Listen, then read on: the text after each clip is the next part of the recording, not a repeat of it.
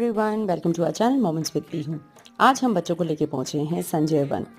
Basically हम चाहते थे इतनी गर्मी से थोड़ा निजात पाने के लिए कोई ऐसे नेचर की जगह पे जाएं।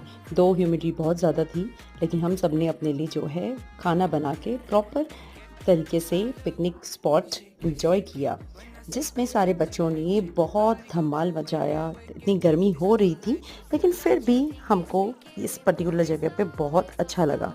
क्या एक्साइटमेंट और पिक्चर्स के साथ अपना दिन अच्छे से सेलिब्रेट करते हुए वापस हम पहुंच चुके हैं अपने घर। Thank you for watching.